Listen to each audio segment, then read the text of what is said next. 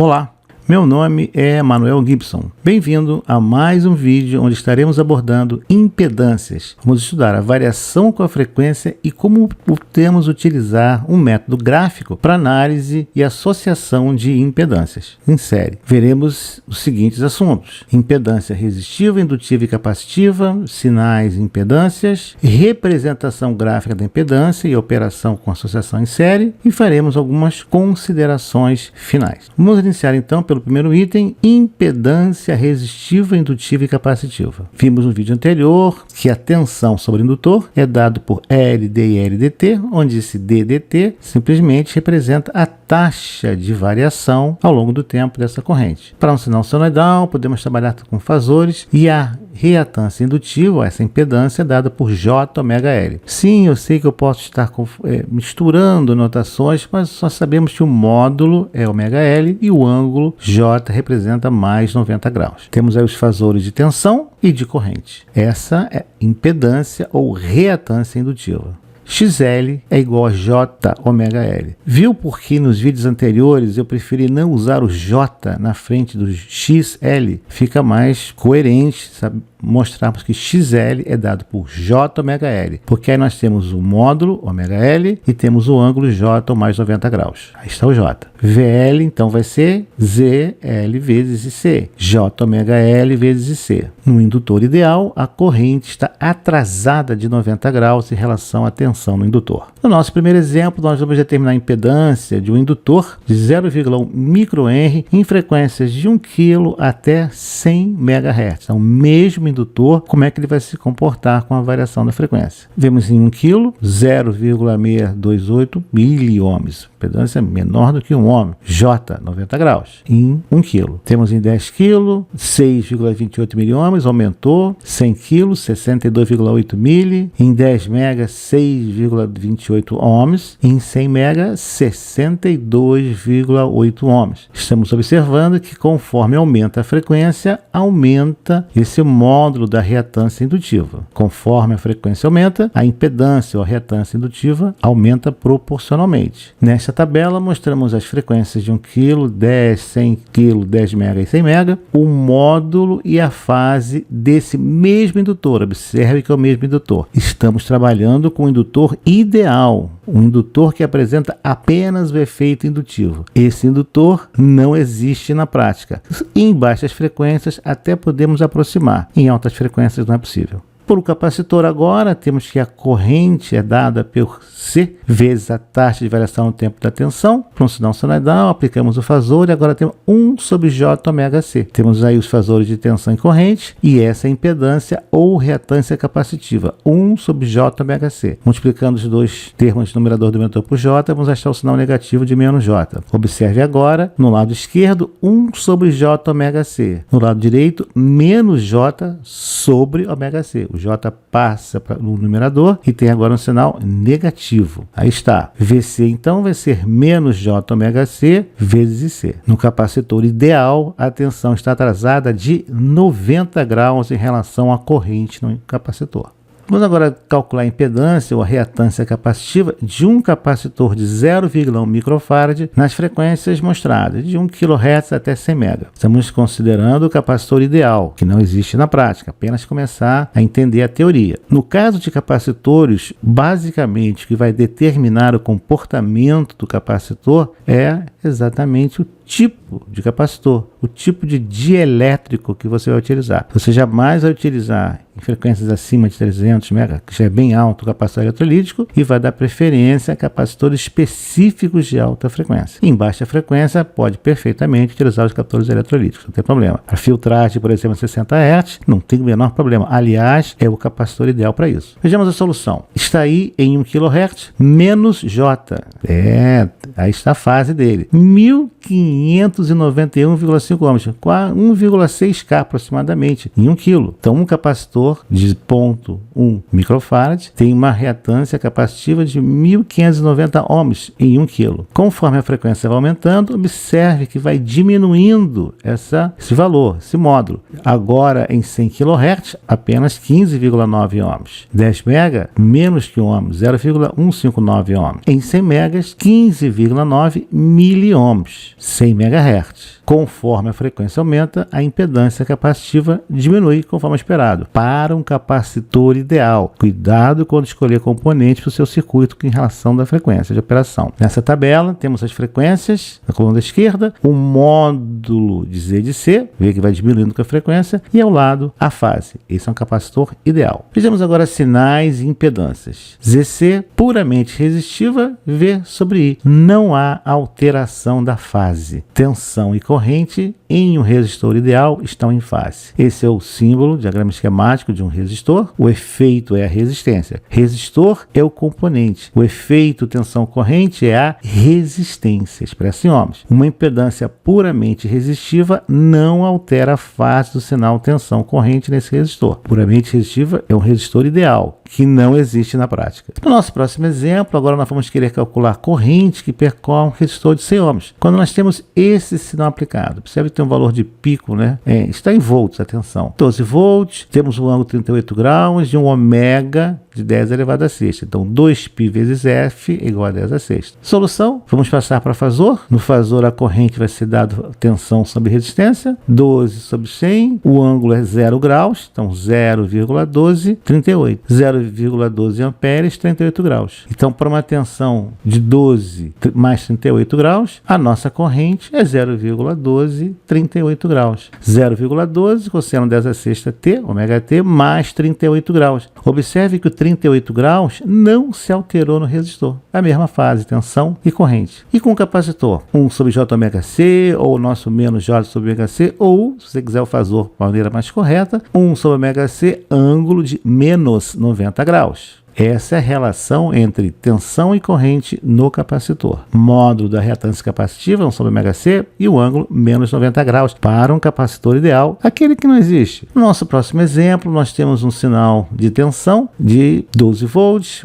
ômega é igual a 10 elevado a sexta e 38 graus. E um capacitor de 100 nanofarads. Vamos agora ver. Passamos para fazor e a corrente no capacitor é V sobre XC. A reatância capacitiva é 1 sobre J ômega C, vamos calculá-la. O módulo é 10, o ângulo menos 90 graus. Logo, a corrente vai ser dada por I, 12,38, dividido por 10, ângulo de menos 90. Como o menos 90 está no denominador, ele sobe, vai somar com o sinal trocado. Então, ele vira mais 90 graus. 38 mais 90 graus, 128 graus. Se você não está lembrado de operação com fazor, vimos um vídeo anterior. É só para você procurar aqui no canal que tem. Então, aí está. Essa é a tensão e essa é a corrente. Observem uma diferença de 90 graus. A tensão está atrasada de 90 graus em relação à corrente. Que é uma dica rápida. Coloque T igual a zero, referência. O que você tem na tensão? Cosseno de 38. Ao passo que a corrente já está em cosseno de 128, em T igual a zero. Então, o capacitor atrasou a tensão 90 graus. E a reatância indutiva, dada por J ômega L. Aí está o ômega L, que é o módulo, 90 graus, que é o ângulo. Ômega L módulo, 90 graus, ângulo. Agora temos uma corrente que vai ser aplicado a um indutor, 0,12 amperes, um ângulo 38 graus. Da mesma maneira, vamos calcular o fazor, tensão no indutor, vamos calcular a reatância indutiva, ômega L, 10, ângulo 90 graus. Então, a tensão é dada por 10, 90 graus, vezes 0,12, 38 graus. Que aí nós vamos obter 1,2, 128 graus. Nós passamos agora para o domínio do tempo, observe, IL mais 38 graus. V já está em 128 para T igual a zero, aquele macete que eu acabei de falar. Então, nós vemos que o indutor atrasa a corrente de 90 graus em relação à tensão. Aí estão as nossas impedâncias: resistência, indutância e capacitância. Reatância indutiva, reatância capacitiva. O resistor não altera a fase da tensão em relação à corrente, o indutor atrasa a corrente de 90 graus em relação à tensão e o capacitor atrasa a tensão de 90 graus em relação à corrente. Veremos agora a representação gráfica de impedâncias. Vai facilitar muito a nossa vida na operação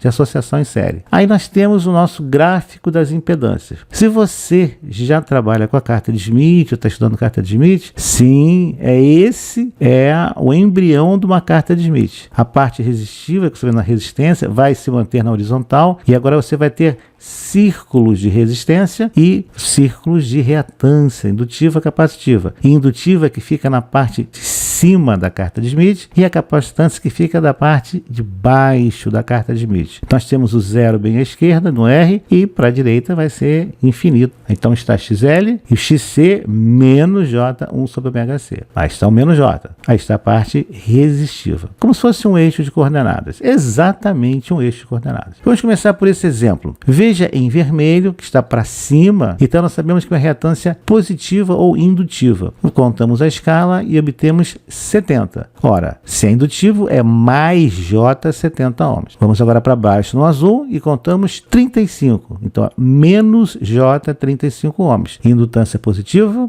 capacitância negativa. Vamos agora para o eixo horizontal da resistência. 10, 20, 30, 40, 50. Temos 50 ohms. Então aí nós temos uma reatância indutiva de mais J 70 ohms. Ou módulo 70 ohms de ângulo de mais 90 graus. Embaixo, módulo 35 e ângulo menos 90 graus. Menos J 35 ohms. E aí está a resistência de 50 ohms. Viu como é fácil? Vamos agora a um outro exemplo. Você tem uma associação série, onde você tem um resistor de 50 ohms em série com uma indutância cuja reatância é J70 ohms. Está aí. Você vai marcar como se fosse um vetor. Marca o 50, sobe, marca o 70 para a direita, onde as duas linhas tracejadas se encontram. Isso representa a nossa impedância Z1. 50 mais J70. Essa linha mais escura é o módulo da impedância, Z1. E o ângulo é o θ1.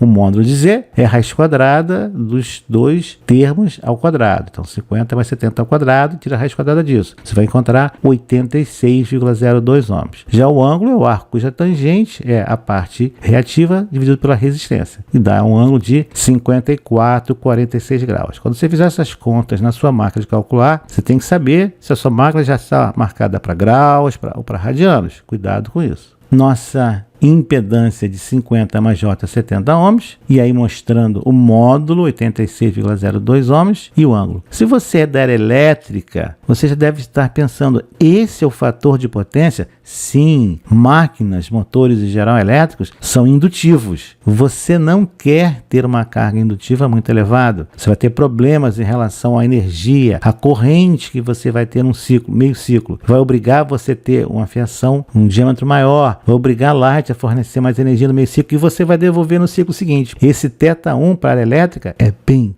muito menor do que 54 graus. Muito menor. Aí está agora um exemplo de impedância capacitiva. Veja, 50 ohms menos J 35 ohms do capacitor. O módulo, raiz quadrada de 50 ao quadrado mais 35 ao quadrado, 61,02 ohms. E agora o ângulo?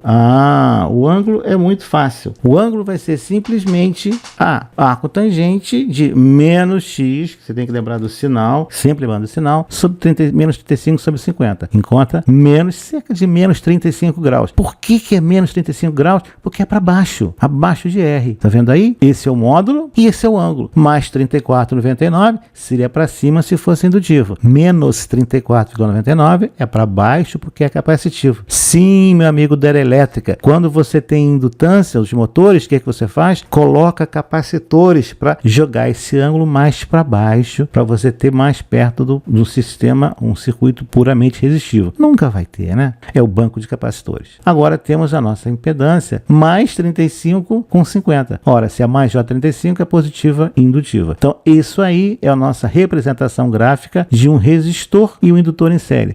Podemos considerar esse resistor como um resistor, a resistência do enrolamento do motor. E esse L, a indutância do motor dessa bobina. Pronto. Aí nós modelamos um enrolamento mais perto da realidade. Um R com L. 50 ohms mais J35 ohms. O que quer dizer 35 ohms? Quanto é que vale L? XL é reatância indutiva. E quanto vale L? Então, a pergunta é essa. Se ômega L vale 35 ohms, quanto vale L? Não tenho a menor ideia. Depende da frequência. Trabalhando 60 Hz? Use 60 Hz. Como nós estamos trabalhando mais aqui com mais alta frequência, vamos começar com 1 kg. Se é 1 kg, é um indutor de 5,57 mili. Conforme a frequência vai crescendo, vai diminuindo o valor da sua indutância, do valor de L. Agora, em 100 kg, o indutor indutor de 55,7 microhenry. Então, o que acontece? A frequência está subindo e o valor do nosso indutor está diminuindo. Passamos para 1 MHz, aumentamos a frequência. O que aconteceu agora?